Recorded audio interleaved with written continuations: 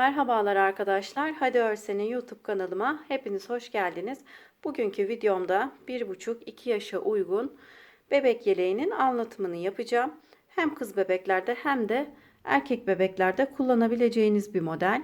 Yeleğim için anti-peeling özelliği olan yaklaşık 2 yumak ip kullandım. 3,5 numara şiş kullanarak da yeleğimi tamamladım. Yeleğimi 3 parça olarak ördüm arkadaşlar. Önce ön parçalarını ördüm. Daha sonra arka parçasını örerek yeleğimi tamamladım. Kenarlarda ve omuzlarda dikişlerimiz olacak. Diktikten sonra yakasını örüp tamamladım. Video içerisinde zaten ayrıntılı olarak anlattım. Sırayla izlerseniz rahatça yapabileceğinizi düşünüyorum. Yeleğimin ölçüleri de şu şekilde. Genişliği 31 santim, uzunluğumuz ise 35 santim olacak şekilde ayarlayabilirsiniz. Yeleğimizin yapımına geçmeden önce beğeni ve yorumlarınızla beni desteklerseniz sevinirim. Kanalıma ücretsiz olarak abone olabilirsiniz. Yeni videolarımdan haberdar olmak için de bildirim zilini açabilirsiniz arkadaşlar. Şimdi yeleğimizin yapımına geçelim. Herkese kolay gelsin. Yeleğimize 50 ilmek atarak başladım. 3,5 numara şişe 50 ilmek attım.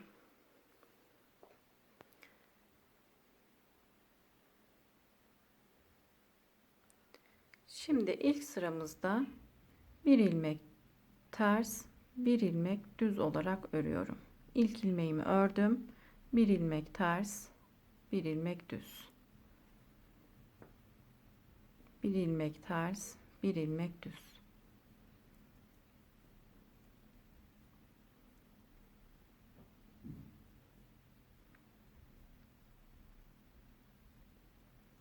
Sıra sonuna kadar bir düz, bir ters olarak devam edelim.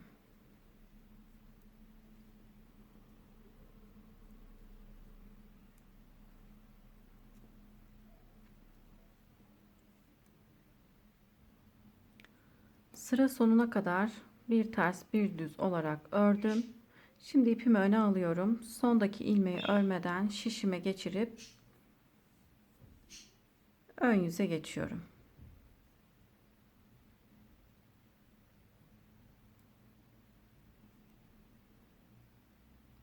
Örmeden almış olduğum ilmeği ön yüzde ters olarak örüyorum. Yine bir ters, bir düz, bir ters, bir düz olarak devam ediyorum.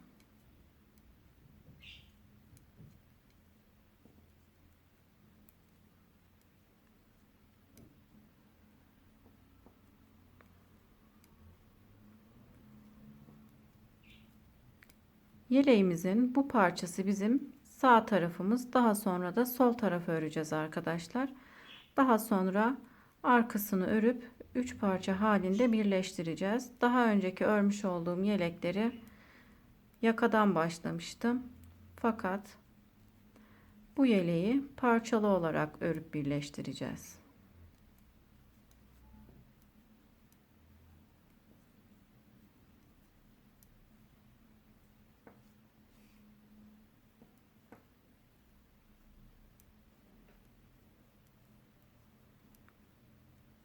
Bir ters, bir düz olarak 7-8 sıra örüp daha sonra modelimizi kurmaya geçelim.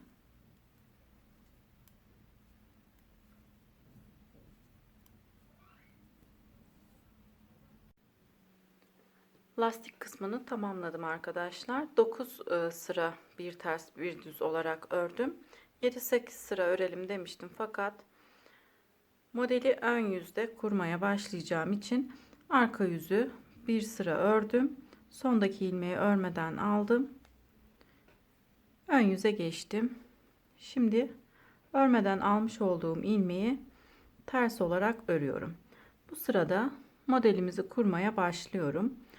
Bu ilmeğimle birlikte 14 haroşa ilmeğim olacak. 2, 3, 4, 5, 6, 7, 8, 9, 10, 11, 12, 13 ve 14. 14 haroşa ilmekten sonra bir ilmek ters örüyorum. Bu ters örmüş olduğum ilmeği arka yüzde düz olarak öreceğim. Şimdi bir dolama yapıyorum. 3 ilmek kesiyorum. Bir dolama yapıp bir ilmek ters örüyorum. Bir dolama yapıp 3 ilmek kesiyorum. Yani kesmiş olduğum 3 ilmeğimizin kenarlarında birer artırma yapıyorum. Bir dolama yapıp bir ilmek ters örüyorum. Tekrar bir dolama yapıyorum. 3 ilmeği birlikte örerek kesiyorum.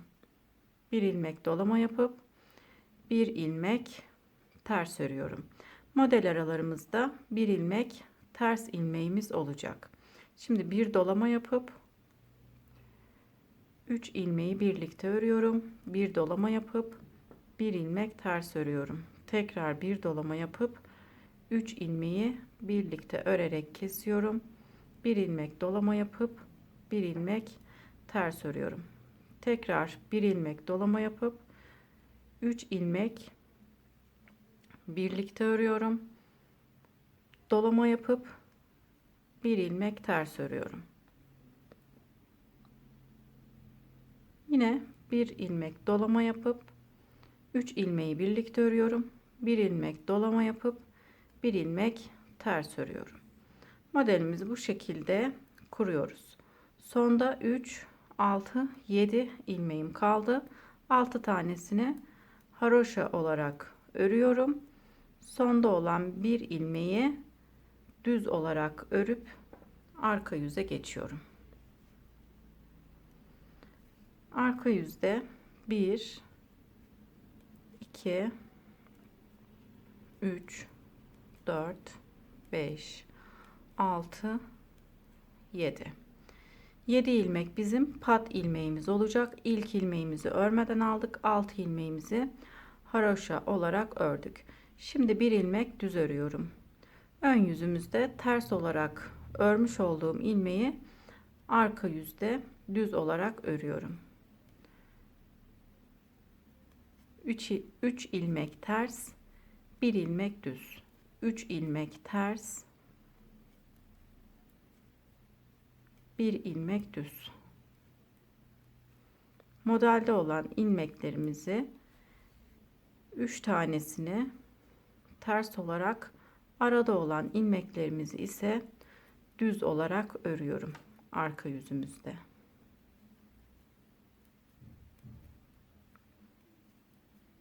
Üç ilmek ters, bir ilmek düz.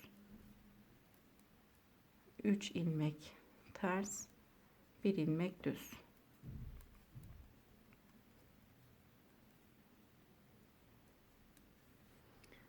Evet, sonda olan 14 ilmeğimi de haroşa olarak örüyorum.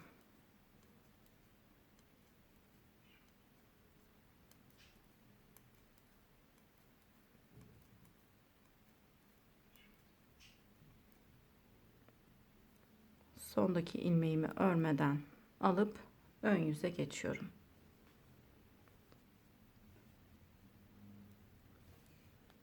Yine 14 ilmek haroşa örüyorum. 2, 3, 4, 5, 6, 7, 8, 9, 10, 11, 12, 13, 14.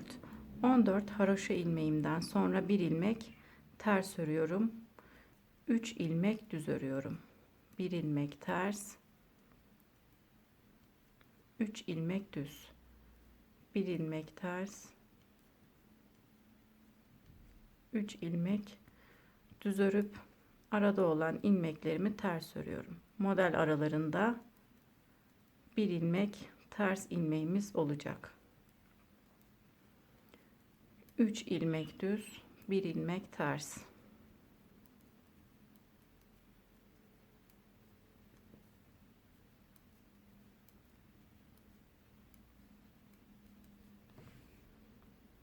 Model ilmeklerimi ördükten sonra sonda 7 ilmeğim kaldı. 6 tanesini haroşa olarak örüp bir tanesini düz olarak örüp arka yüze geçiyorum. Arka yüzde yine 14 ilmeğimi haroşa olarak örüyorum.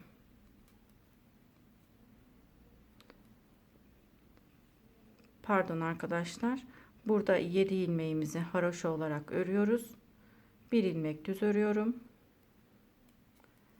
3 ilmek ters, 1 ilmek düz, 3 ilmek ters, 1 düz, 3 ilmek ters olarak örüyorum. Daha sonra sonda olan 14 ilmeğimi haroşa olarak örüp ön yüze geçeceğim. Şimdi o kısma kadar gelip ön yüze geçelim.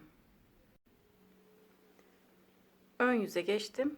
Şimdi 14 haroşa ilmeğimi örüyorum. 1 2 3 4 5 6 7 8 9 10 11 12 13 ve 14.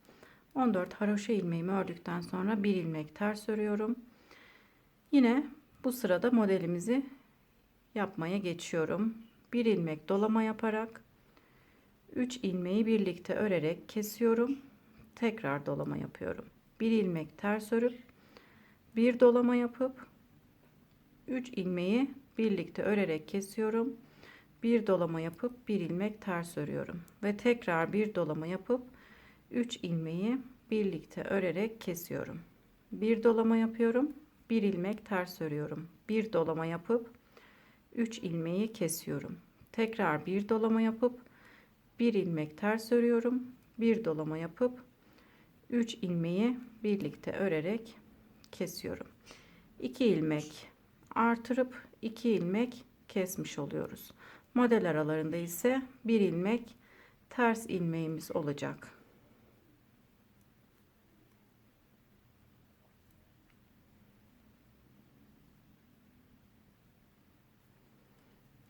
Bir ilmek ters ilmeğimi ördükten sonra en son modelden sonra 1 ilmek ters ilmeğimi örüyorum.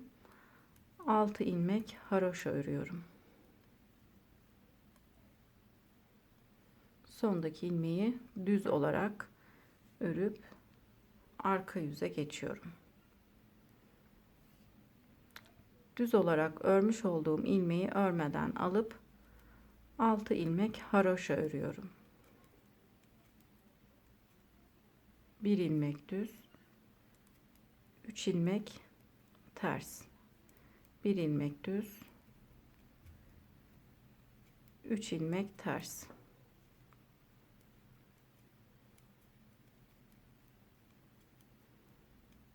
Arka yüzde ters ilmeklerimizi ters, düz ilmeklerimizi ise düz, haroşa ilmeklerimizi de haroşa olarak örüp ön yüze geçelim.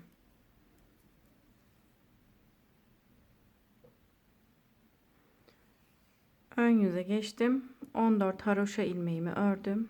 1 ilmek ters örüyorum. 3 ilmek düz örüyorum. 1 ilmek ters, 3 ilmek düz.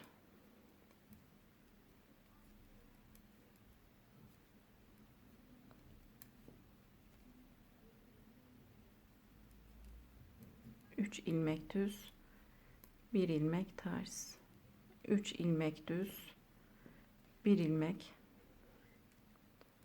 ters olarak örüyorum.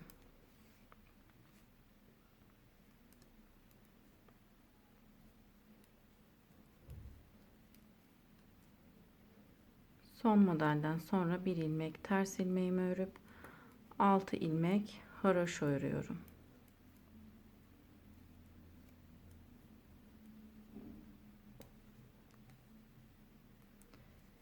Şimdi arka sıramızı haroşalarımızı haroşa olarak, terslerimizi ters, düz ilmeklerimizi de düz olarak örüp ön yüze geçelim. Arka yüzü tamamlayıp ön yüze geçtim. Modelimiz de kendisini göstermeye başladı. Yine bu sırada modelimizi yapıyoruz. 14 haroşa örüyorum.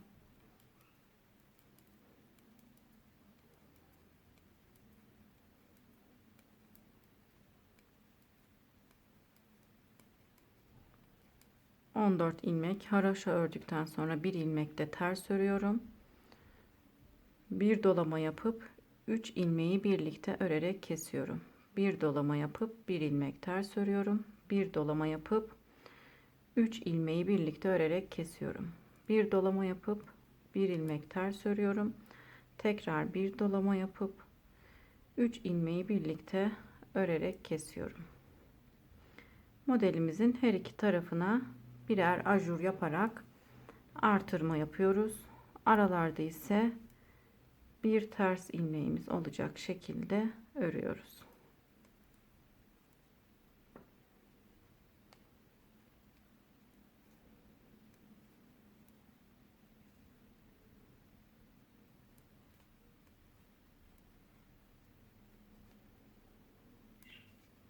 Son modelimi yaptıktan sonra bir ilmek de ters olarak örüp 6 ilmek haroşa örüp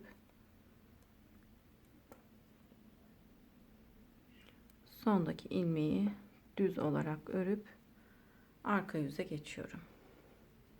Arka yüzümüzü yine aynı şekilde örüyoruz. Yine ön yüze geçince işlem yapmayacağız.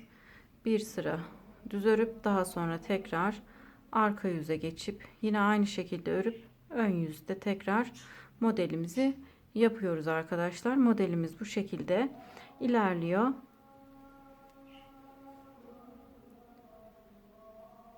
Biraz ilerleyip kol kısmına geldikten sonra tekrar devam edelim. Lastik kısmından sonra 32 haroşa sırası ördüm. Şimdi kol kesimini yapacağım.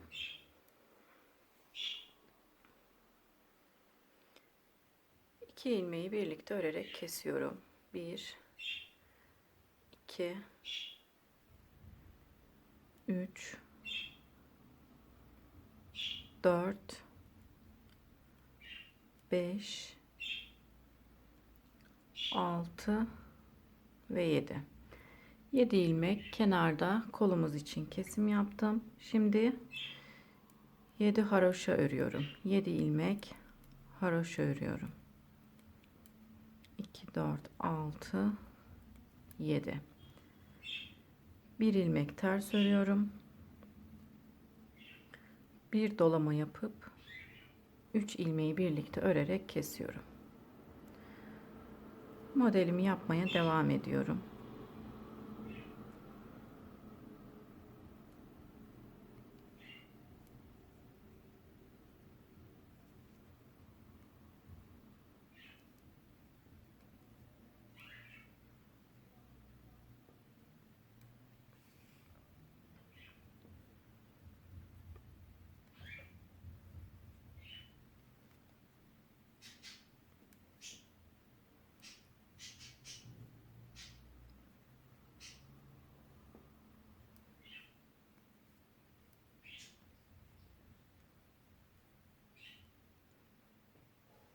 Bir ilmek ters ilmeğim var.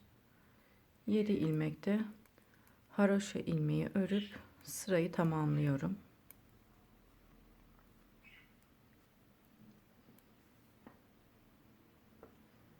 Arka yüzüme geçtim. Arka yüzde haroşalarımızı haroşa, tersleri ters, düzleri de düz olarak örüyoruz.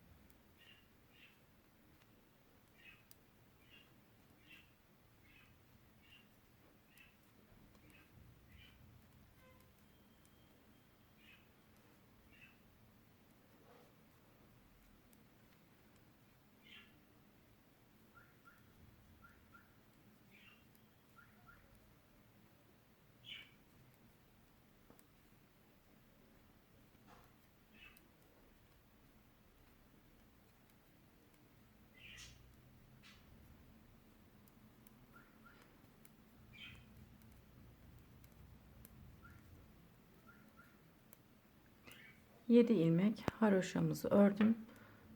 Sondaki ilmeği örmüyorum. 7. ilmeği örmeden şişime geçiriyorum. Ön yüzde haroşa olarak örüyorum.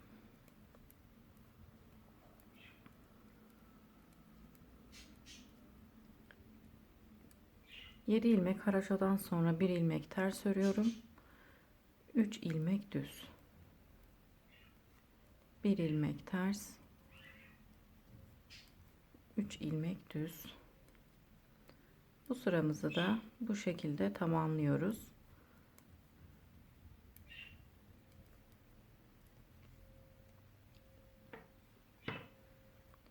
Lastik kısmından sonra 32 sıra örüp kol kesimini yaptık. Yine biraz ilerleyip daha sonra yaka kesimini yapacağız arkadaşlar. Biraz örelim. Kaç sıra ördüğümü o kısma gelince söyleyeceğim. İlerleyip gelelim.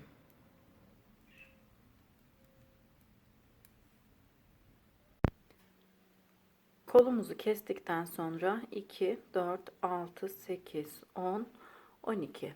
12 haroşa sırası ördüm. Şimdi yaka oyuntusunu yapacağız arkadaşlar. Yakası için kesimler yapacağız.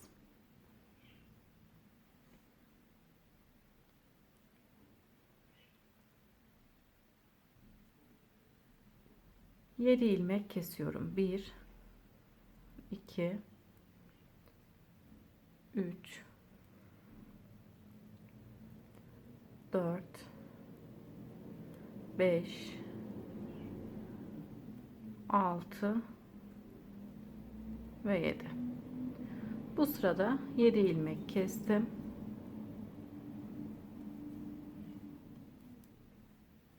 Arka yüzde düzleri düz, tersleri ters olarak örüyorum.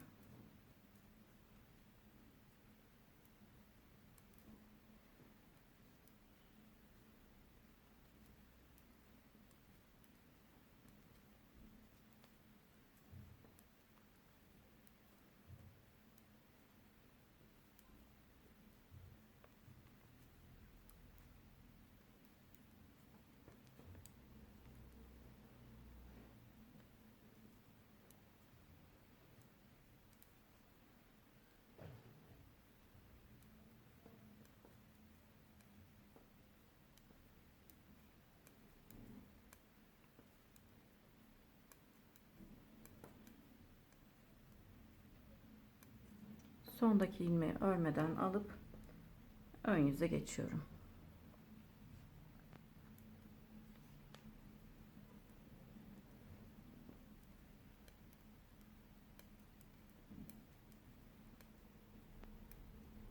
Yedi haroşa ilmeğimi ördüm. Bir ilmek ters örüyorum. 3 ilmek düz örüyorum. Yine modelimizi yapmaya devam ediyoruz.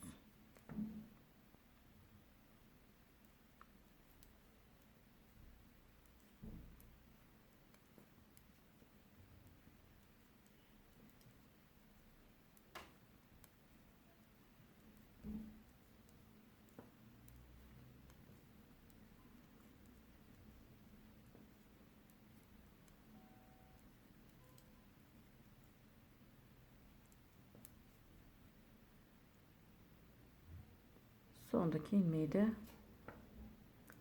düz olarak örüyorum. Şimdi arka yüze geçtim.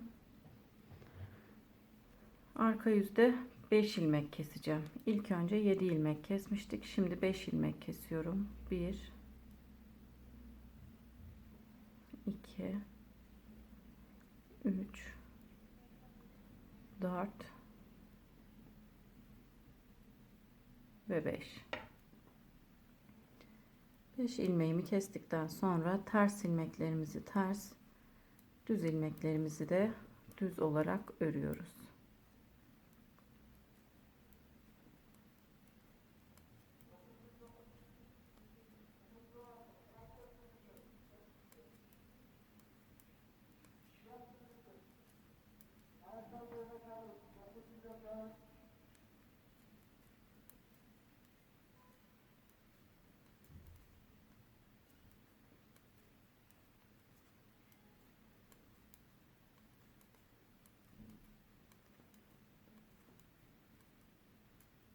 Sondaki ipimi örmüyorum.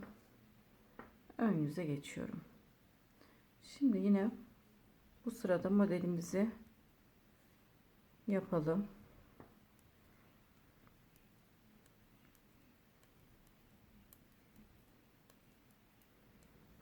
7 ilmek haroşa ördüm. 1 ilmek ters.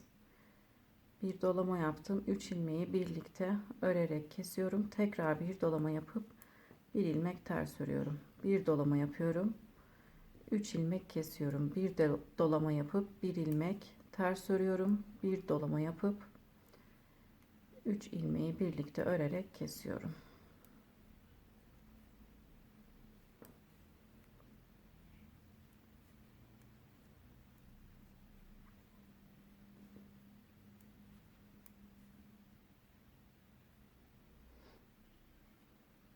Şimdi burada model olan kısımda 2 ilmek kaldı. İkisini birlikte keselim. Sondaki ilmeği düz olarak örüp arka yüze geçiyorum. İlk önce 7 ilmek, daha sonra 5 ilmek, şimdi de 4 ilmek keseceğiz. 1 2 3 ve 4. Şimdi arka sıramızı tamamlayalım. Ön yüze geçtim.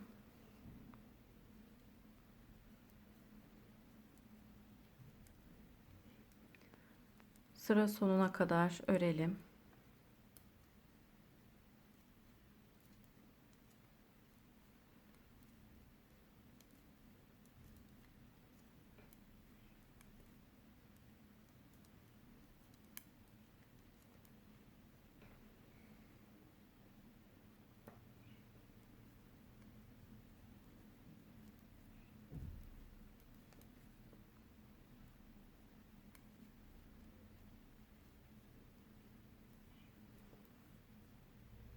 Şimdi arka yüze geçtim. 3 ilmek kesiyorum. 1 2 ve 3.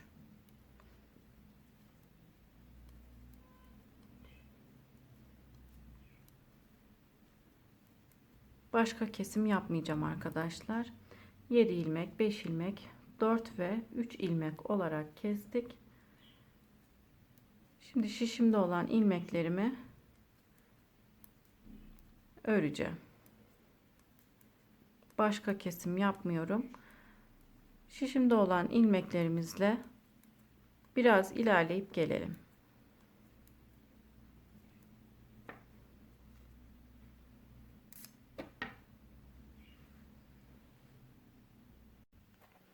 Yaka oyuntusunu kestikten sonra birkaç sıra ördüm. Kol kesiminden sayarsak 2, 4, 6, 8, 10, 12, 14, 16, 18, 20 ve 22 haroşa sırası ördük. Şişimde toplamda 24 ilmeğim var. 24 ilmeğimi önce 8 kez, daha sonra 8 kez, sonra yine 8 kez kesip ön parçamı tamamlayacağım. 3 kere de kesim yapacağız. 3 4 5 6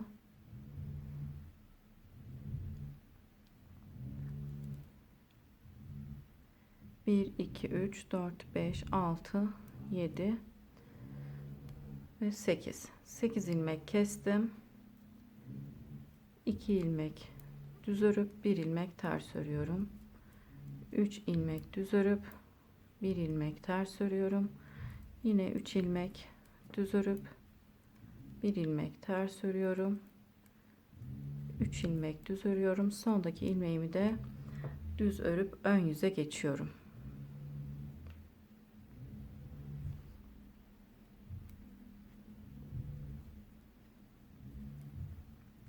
Arka yüzde tersleri ters, düzleri düz olarak örüyoruz.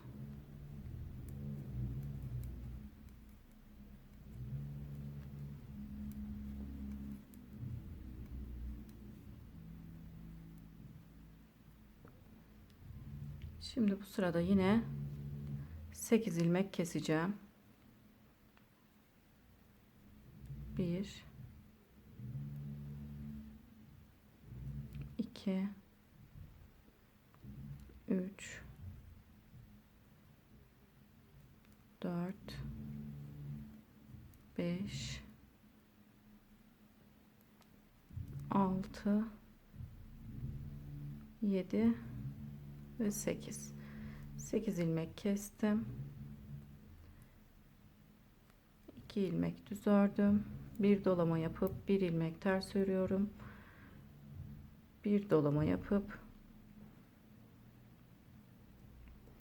3 ilmek kesip sondaki ilmeği düz olarak örüp arka yüze geçiyorum.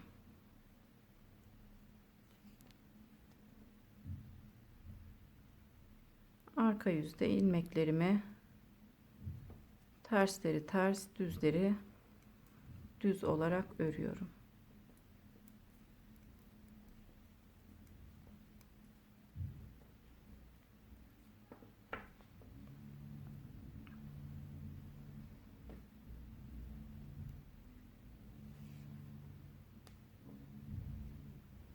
Şimdi ilmeklerimin tamamını kesiyorum.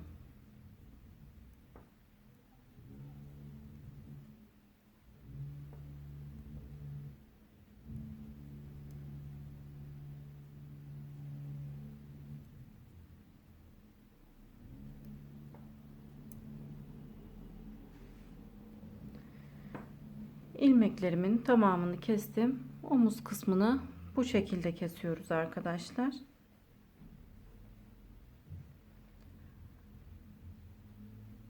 Ön parçamızın sağ tarafını bitirdik. Şimdi sol tarafını örmeye geçeceğim. Sol parçayı da yine bu parçayı ördüğümüz gibi öreceğiz. Sadece kol kesimimiz diğer tarafta olacak. Yine yaka kısmını da aynı şekilde, omuz kısmını da aynı şekilde keseceğiz. Fakat sol parçada ilik açacağız arkadaşlar. İlik açmayı unutmayalım. İlik araları 14 haroşa sırası olacak şekilde ayarladım. 4 tane ilik açacağız. Diğer parçamızı da tamamlayalım. Daha sonra arka parçaya geçip yeleğimizi tamamlayalım. Bu parçayı da tamamladım arkadaşlar. Yine bu parçada olduğu gibi kol kesimlerini aynı şekilde kestim. Yaka oyuntusunu yine aynı sayılarda keserek tamamladım. Bu parçada 4 tane ilik açtım arkadaşlar. 14 haroşa sırası olacak şekilde iliklerimi açtım. 4 adet de düğme kullanacağım. Şimdi yeleğimin arka parçasına geçiyorum. Arkamız için şişimize 93 ilmek attım. Bir ters bir düz olarak 9 sıra ördüm. Önlerde örmüş olduğumuz gibi aynı sayıda arkamız için de ördüm arkadaşlar. Şimdi modelimizi arka parçamıza da uygulayacağız. Kenarlarda 14 ilmek haroşa olacak. 4 5 6 7 8 9 10 11 12 13 14. Her iki kenarda 14 haroşa ilmeğimiz olacak. 14 haroşa ilmeğimizin yanında bir ilmek ters ilmeğimiz olacak. Bu ters ilmeğimizi arka yüzde düz olarak öreceğiz. Şimdi dolama yapıyorum. 3 ilmeği birlikte örerek kesiyorum. Tekrar bir dolama yaptım. Bir ilmek ters örüp bir dolama yapıp 3 ilmeği birlikte örerek kesiyorum. Bir dolama yapıyorum. Bir ilmek ters örüyorum. Bir dolama yapıp 3 ilmeği birlikte örerek kesiyorum.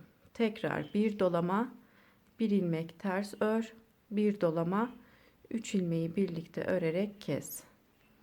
Bir dolama, bir ilmek ters örüyorum. Bir dolama, 3 ilmeği birlikte örerek kesiyorum. Aynı modeli arka parçamız için de uyguluyoruz.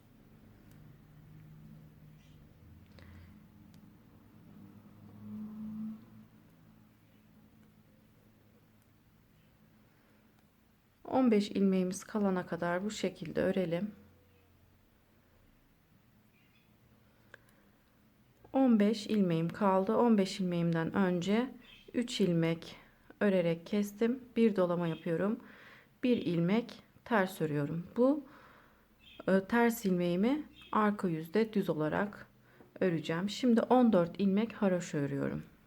1 2 3 4 5 6 7 8 9 10 11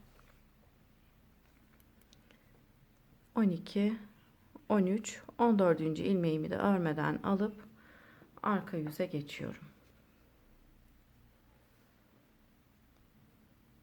14 haroşa ilmeğimi örüyorum. 2 3 4 5 6 7 8 9 10 11 12 13 ve 14. Şimdi bir ilmek düz örüyorum. 3 ilmek ters örüyorum. Bir ilmek düz örüyorum. 3 ilmek ters, bir ilmek düz. 3 ilmek ters, bir ilmek düz olarak yine 14 ilmeğimiz kalana kadar devam edelim.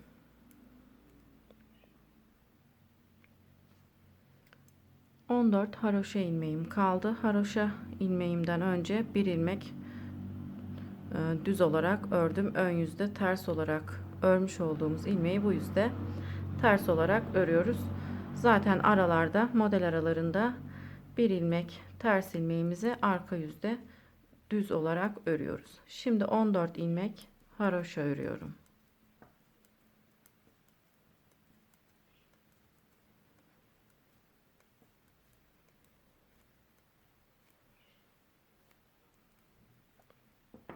Sondaki ilmeğimi örmeden alıp ön yüze geçiyorum. Ön yüzde yine 14 ilmek haroşa örüyoruz.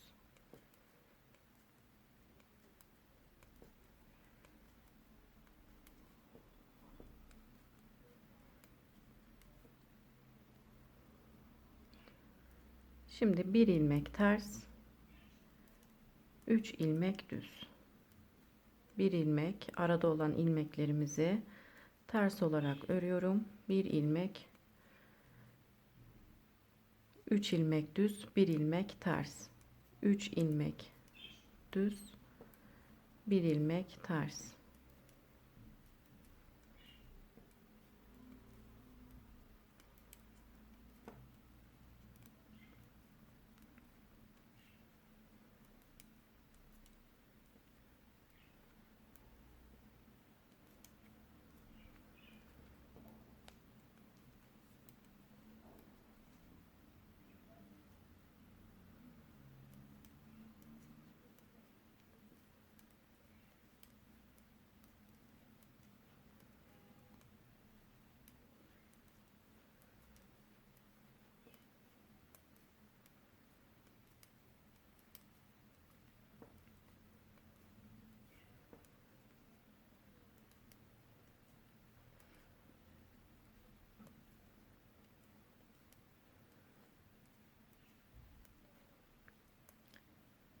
Ekranın üzerindeki 3 noktaya tıklayarak hızı ayarlayabilirsiniz arkadaşlar.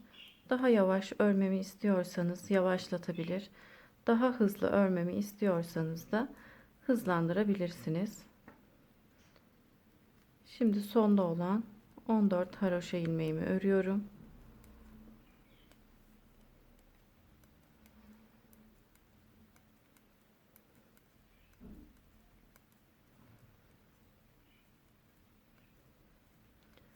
Sondaki ilmeği örmeden alıp arka yüze geçiyorum.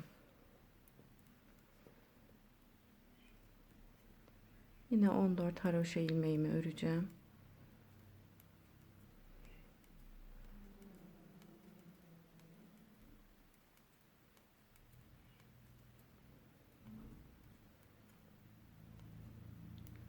Bir ilmek düz, 3 ilmek ters, bir ilmek düz, 3 ilmek ters örerek sıramızı tamamlayıp ön yüze geçelim.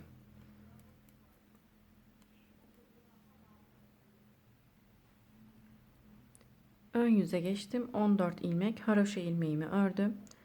Bir ilmek ters ilmeğimi örüyorum. Bu sırada yine modeli tekrarlıyoruz. Bir dolama yapıp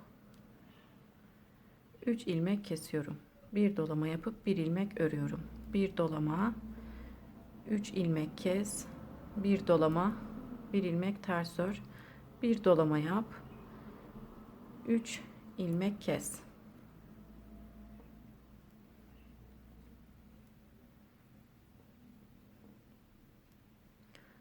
Arka parçada modelimizi tekrar anlatmış oldum arkadaşlar. Kolay bir model.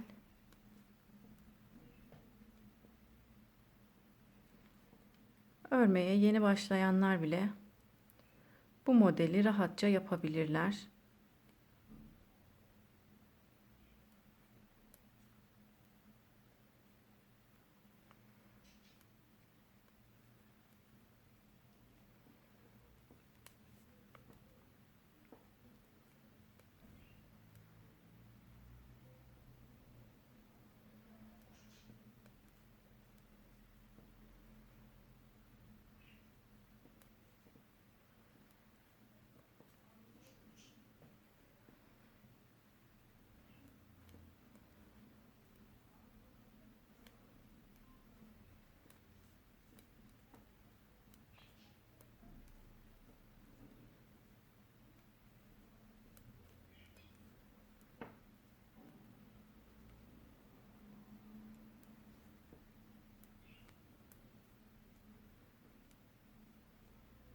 Son modelimi de yapıyorum. Bir dolama yapıp bir ilmek ters örüyorum. 14 ilmek haroşa örerek sıramı tamamlıyorum.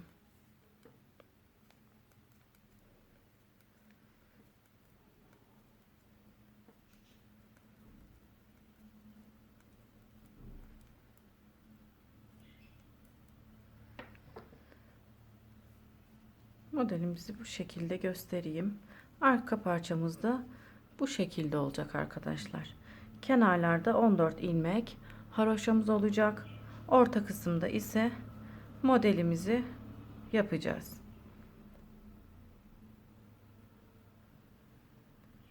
Yine ön parçada olduğu gibi bu kısmı kaç haroşa sırası ördüyseniz arka kısmı da aynı sırada örelim. Sonra kolları keselim.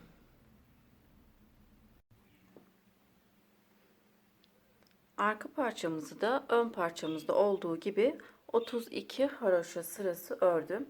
Şimdi kenarda aynı şekilde 7 ilmek keseceğim.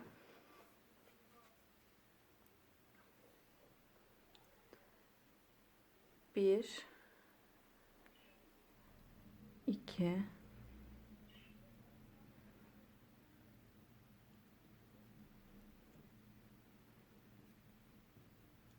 3 4 5 6 ve 7. Her iki kenarda da 7 ilmek kesiyorum.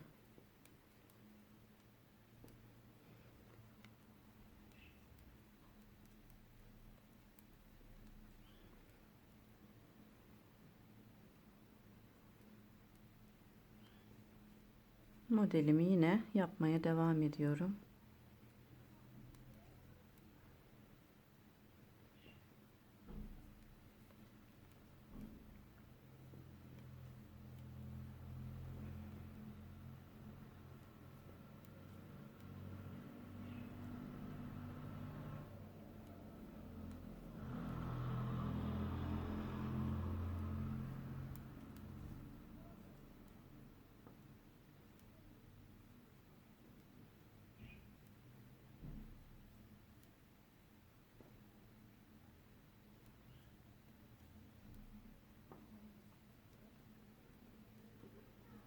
Model kısmını tamamlayalım.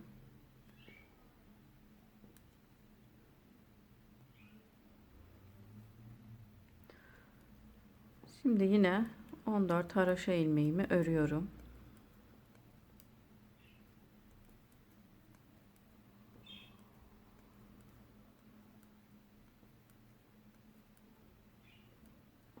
Sondaki ilmeği örmeden alıp arka yüze geçiyorum.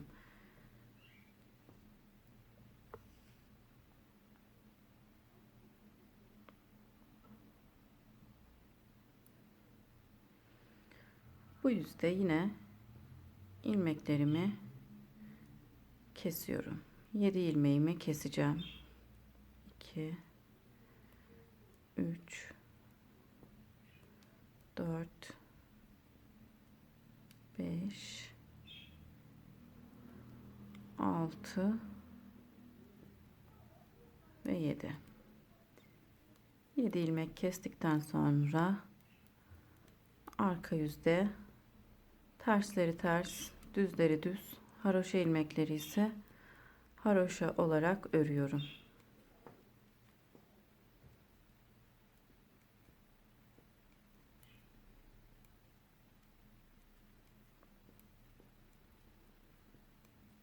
Yine modelimizi tamamlayıp arka kısımda biraz ilerleyip gelelim.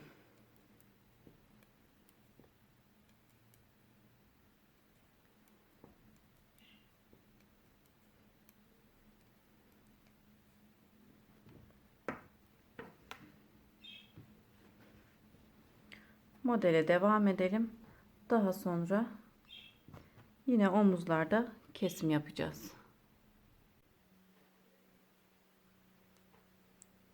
Kolu kestikten sonra arka parçada da 22 haroşa sırası ördüm. Ön parçada olduğu gibi 22 haroşa sırası örüp şimdi omuz kısmını keseceğim. Omuz kısmımız için 24 ilmek ayırıyoruz. 24 ilmeğin 8 tanesini kesiyorum. 1 2 3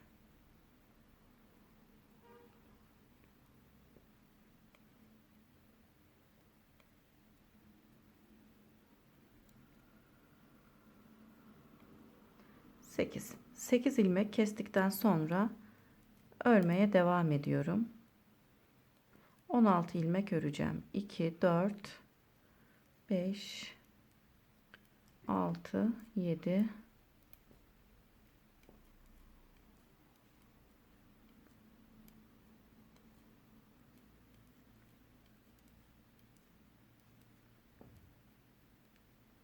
16 ilmek ördüm. 8 ilmek kestim. 16 ilmek ördükten sonra dönüyorum.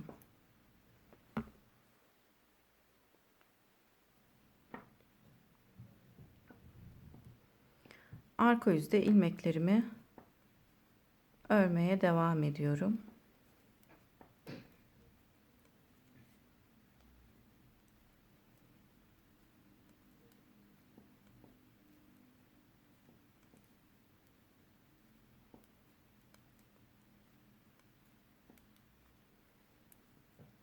On altı ilmeğimi ördükten sonra ön yüze geçiyorum. Yine 8 ilmeğimi kesiyorum. 1 2 3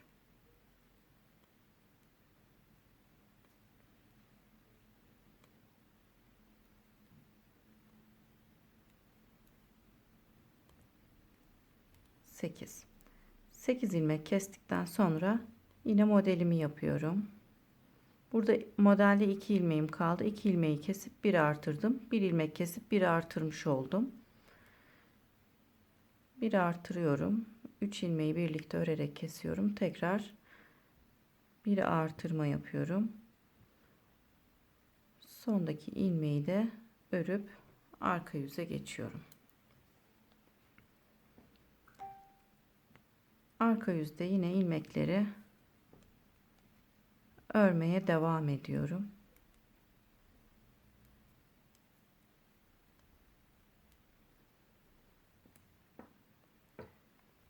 yüze geçiyorum. 8 ilmeği kesip omuzu tamamlıyorum.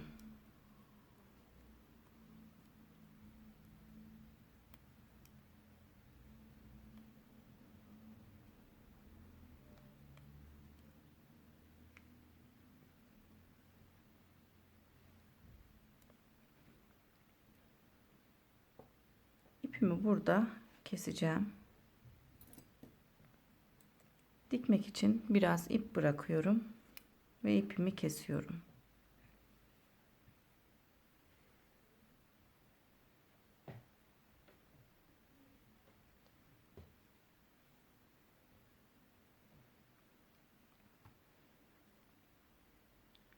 Daha sonra ipimi buraya bağlıyorum.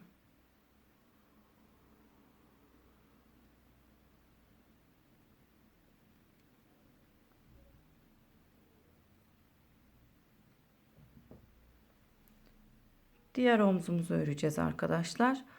Burada 24 ilmek kalana kadar kesim yapacağız. İpimi arkadan bağladım.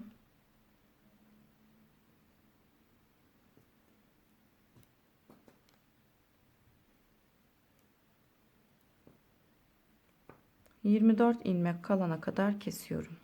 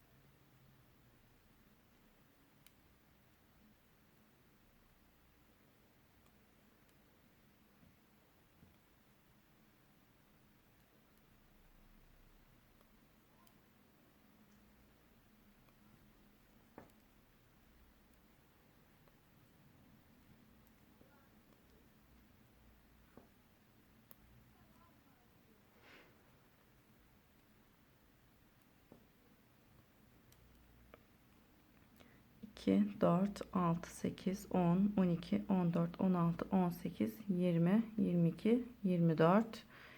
2, 4, 6, 7 ilmek daha keseceğim. 1, 2, 3, 4, 5, 6 ve 7. Şimdi şişimde 24 ilmeğim kaldı. İlmeklerimi örüp sıramı tamamlıyorum.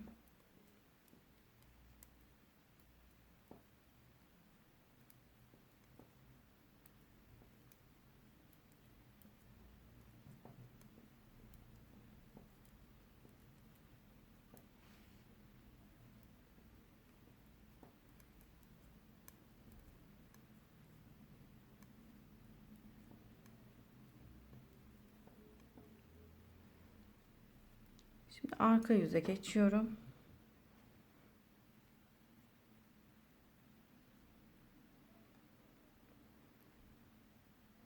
Şimdi örerek ilmeklerimi kesiyorum. 8 ilmeği bu omuzda da keseceğim. 1, 2, 3, 4, 5, 6, 7 ve 8. 2, 4, 6, 8, 10, 12, 14, 16 ilmeğim var şişimde. İlmeklerimi örerek sıramı tamamlıyorum.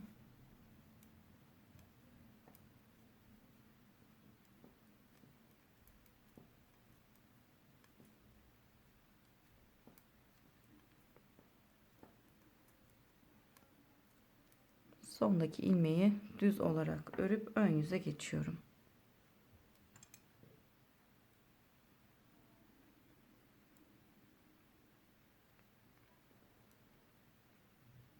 Bu yüzde modelimizi yaparak sıramızı tamamlıyoruz.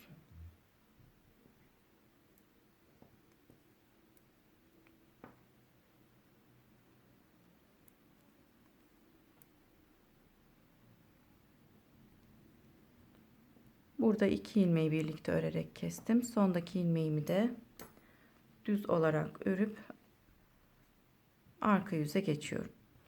Arka yüzde yine 8 ilmeğimi örerek kesiyorum. 1, düz örerek kesiyorum. 2, 3, 4, 5, 6, 7 ve 8. 8 8 16 ilmek kesmiş olduk. İlmeklerimi örüyorum.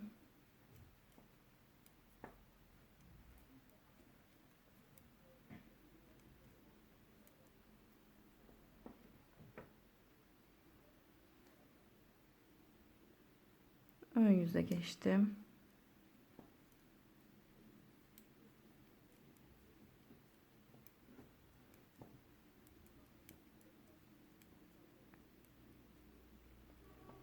İki, 4, 6, 8. Şişimde 8 ilmeğim kaldı.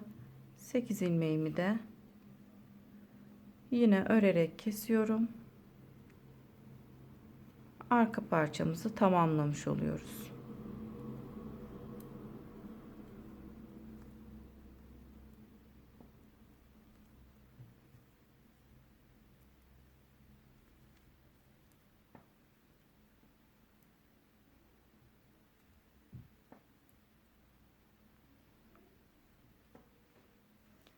Yine biraz ip bırakalım omuz kısmını dikmek için.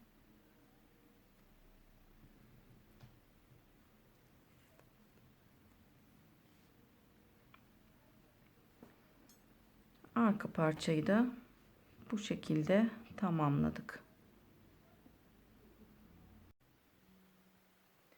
Yeleğimin kenar kısmını dikişsiz olarak diktim. Omuz kısmını istediğiniz gibi dikebilirsiniz. Şimdi kenar kısmını nasıl dikiyorum onu göstereyim.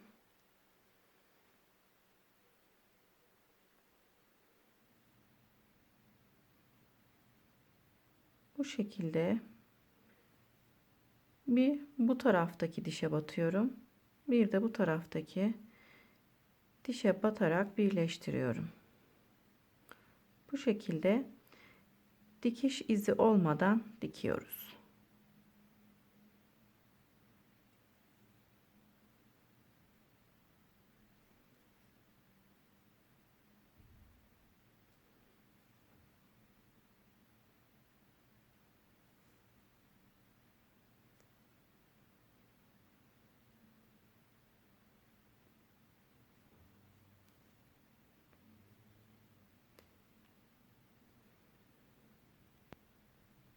Bu şekilde dikersek arkadaşlar dikiş izi belli olmuyor. Bu şekilde kenar kısmını tamamlayalım. Daha sonra omzumuzu dikelim. Düğmelerimi diktim.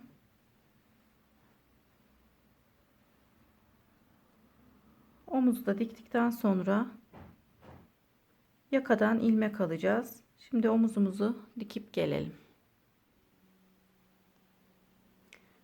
Kenarları ve omuzları diktikten sonra yakadan ilmek almaya başlıyorum. İlmeklerimi tığ yardımıyla alıyorum. Bu şekilde ilmekleri tığ yardımıyla çıkarıp şişe geçiriyorum.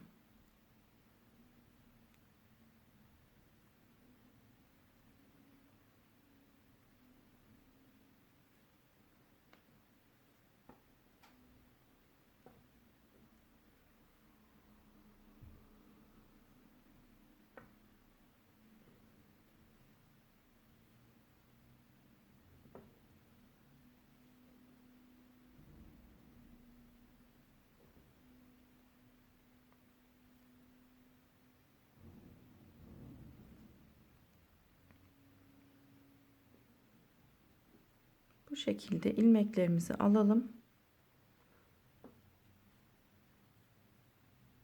Toplamda kaç ilmek aldığımı ilmekleri aldıktan sonra söyleyeyim.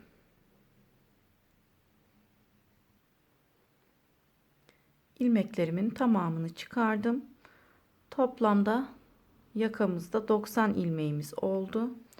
90 ilmekle yakamızı 4 haroşa sırası örelim.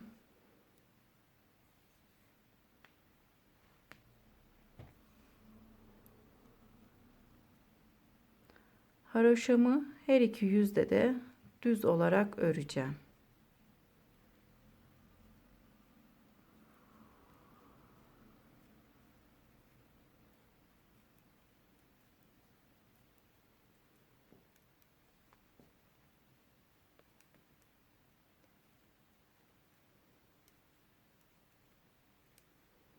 Bu şekilde her iki yüzde düz olarak 4 haroşa sırası örüp yakamızı kesip yeleğimizi tamamlayalım.